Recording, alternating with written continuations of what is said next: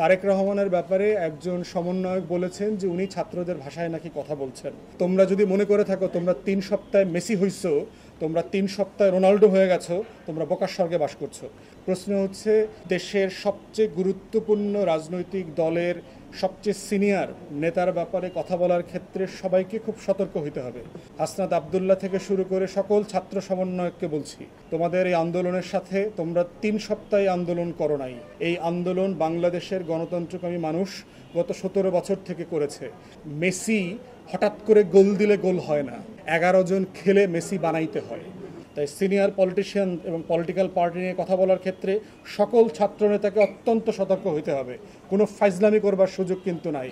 কারণ তোমরা কে কজন মারামারি করছো, কোন তারিখ থেকে কোন তারিখ মারামারি করছো, তোমরা কয়জন আহত হয়েছো আর কয়জন নিহত হয়েছো, সব কিছুর গল্প আমরা জানি। তাই তারেক রহমান সম্পর্কে অবশ্যই সমালোচনা করবার অধিকার আছে সবার রাজনীতি হিসাবে, কিন্তু তারেক রহমানকে অথবা কোনো রাজনৈতিক দলের নেতাকর্মীকে হেয় করে কথা বলার কোনো রাইট নাই।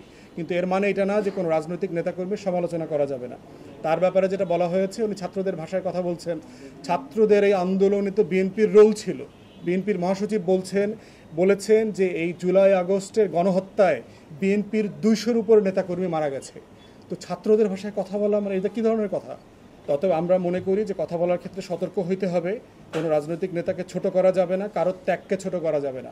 মাদ্রাসারও শত শত মানুষ শহীদ হয়েছেন, কওমি মাদ্রাসার, আলিয়া মাদ্রাসার, জামাতের, শিবিরের, হেফাজতের। প্রত্যেকের অবদানকে শ্রদ্ধার সাথে স্মরণ করতে হবে আমাদের এই আন্দোলনে। এটা কোনোভাবে ছোট করবার সুযোগ নাই। সাংবাদিকরা দায়িত্ব পালন করতে গিয়ে 4 জন না 6 জন সাংবাদিক শহীদ হয়েছেন। অতএব প্রত্যেকের অবদানকে গুরুত্ব সহকারে দেখতে হবে। একক কোনো ভিত্তির উপরে আন্দোলন হয় নাই, এটা যেন সবার মনে থাকে। এই আন্দোলনটা সারা বাংলাদেশ মিলে আন্দোলন করেছে। 3 সপ্তাহে 3.5 জন এসে আন্দোলন করে নাই। ঢাকা বিশ্ববিদ্যালয় থেকে শুরু করে পাবলিক ইউনিভার্সিটির 19 জুলাই পর থেকে তেমন কোনো কন্ট্রিবিউশন নাই। এই আন্দোলনটা ক্যারি আউট করেছে প্রাইভেট ইউনিভার্সিটি, জাতীয় বিশ্ববিদ্যালয়ের ছেলেমেয়েরা এবং মাদ্রাসার ছাত্ররা। অতএব সেই আন্দোলনের ব্যাপারে সবাইকে অবদানের জায়গাটা শেয়ার করতে হবে এবং সবাইকে ন্যায্যতার ভিত্তিতে সম্মানের সাথে আন্দোলনের শেয়ার দিতে হবে। আমরা মনে করি এর বাইরের অন্য কোনো আলোচনাটা আমাদের সবার জন্য সুখকর হবে না। আমাদের মাথায় রাখতে হবে যে আমাদের সবার একটা কমন শত্রু আছে, সেটা হচ্ছে আওয়ামী ফ্যাসিবাদ। তারা চলে যায় নাই।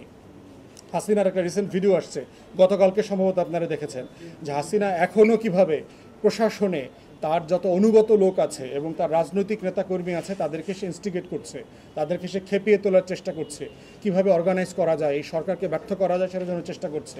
তাই আমরা যারা আন্দোলনে ছিলাম, আমাদের ভ্রাতৃত্বের সম্পর্কটা যেন নিজেদের মধ্যে বজায় থাকে, এটা খুব জরুরি। আমাদের যে কমন শত্রু আছে, এই শত্রুকে সবাই মিলে ফাইট করতে হবে। নিজেদের মধ্যে অন্তর্দ্বন্দ্ব, কলহ এবং যুদ্ধ যেন কোনোভাবে বেঁধে না যায়। তাই আমাদের কথা এবং কাজের ব্যাপারে আমাদের নিজেদের মধ্যেই যথেষ্ট জবাবদিহিতা থাকতে হবে বলে আমি মনে করি।